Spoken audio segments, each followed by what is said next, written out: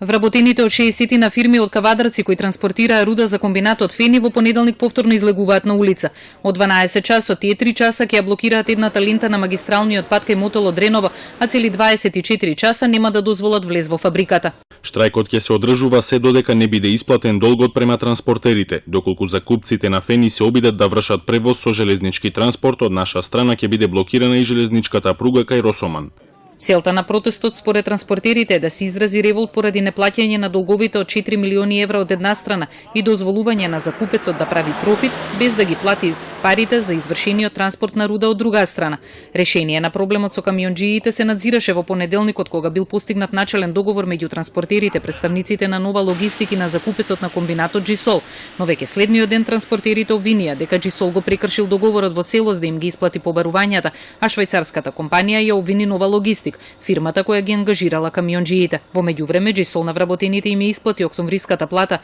но прашање е како фирмата ќе го рестартира производството од март во ситуација кога камионџиите не сакаат да вршат транспорт на руда.